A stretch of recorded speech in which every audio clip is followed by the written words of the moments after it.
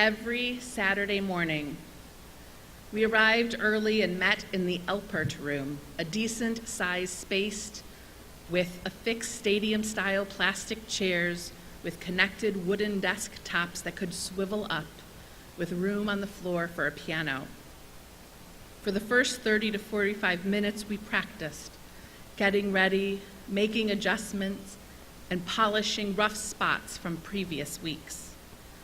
As we got closer to 10:30, the rehearsal time came to an end.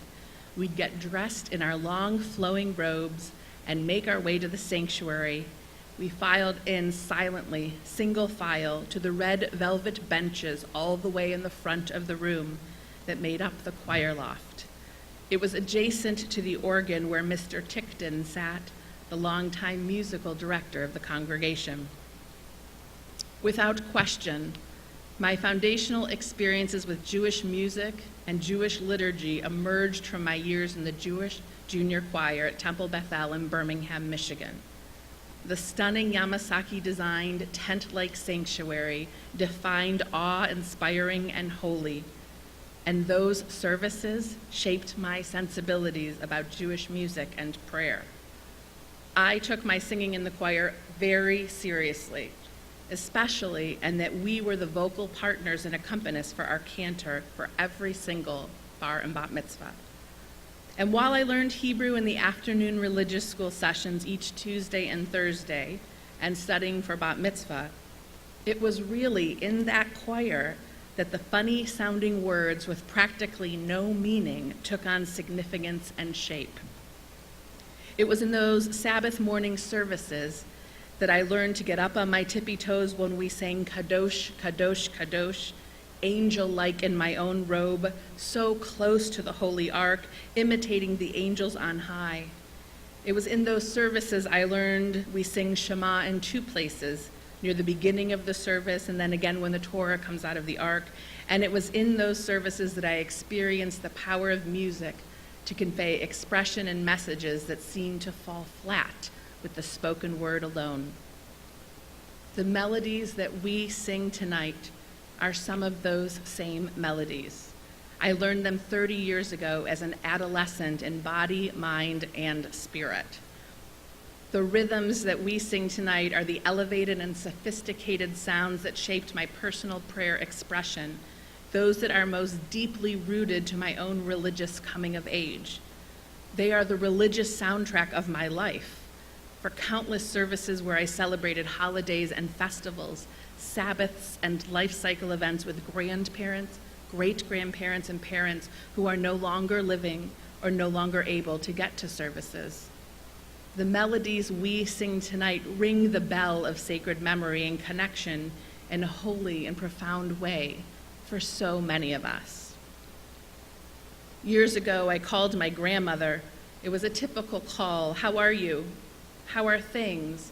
What's new? She told me all the events of her weekend, including her attending services on Friday. I must have remarked how nice that was and asked her how the service went, and she replied, "I cried the whole time."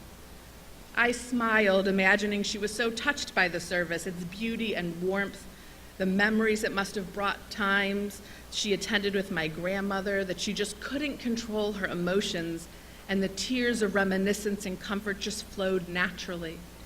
So I said, "Because it was so beautiful?"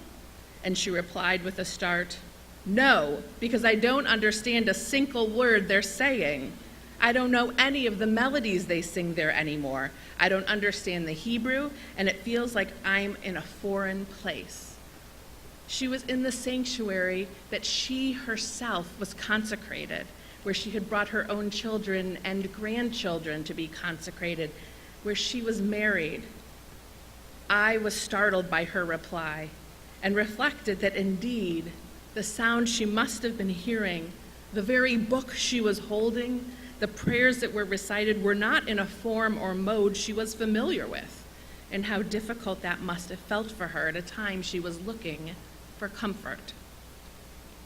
Not so differently, in preparation for tonight's service, Cantor Simmons has worked masterfully with all of our musical ensembles. As you likely know, the cantor has revitalized and recharged the Emmanuel's Children's Choir. The cantor meets with the children each Sunday during their religious school day, and I've heard from many of the students that choir is the highlight of their Sunday morning at Temple each week. They have learned new repertoire and have performed many times this year already, and next weekend will be at the Rice baseball game singing the national anthem. The preparation for this service, the Heritage Shabbat, has felt different for them and challenging for a number of the students.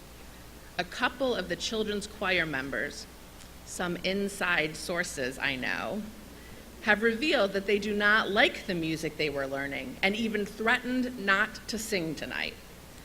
I will, of course, protect their identity by not mentioning their names aloud, but it struck me how powerfully the melodies we learn as children imprint upon us and stylistically set a standard that remains with us throughout our whole lives. These turns of musical phrase create an important paradigm for what's good and right and comfortable, and that without ongoing exposure to new and difficult, just like anything else, we cease to grow and develop in this area, this important area, this area of spirituality and of closeness to God. Our liturgical music preferences are deeply rooted in our earliest worship experiences and become the hallmark of all that comes after. And all of this makes sense when we consider this week's Torah portion, Vayikra. It's the opening portion in the book of Leviticus. The portion is 5 chapters of text, all about the sacrifices and the details of making offerings to God. We read about the burnt offering, the meal offering, the sin offering, and the guilt offering. The text is thick with prescription about what is offered, who offers it, how it's offered, and what can and should be done with it after it has been offered. It is chock full of details and descriptions that to our postmodern lives and sensibilities seem archaic and anachronistic. And I suggest there is still great value and importance to this text.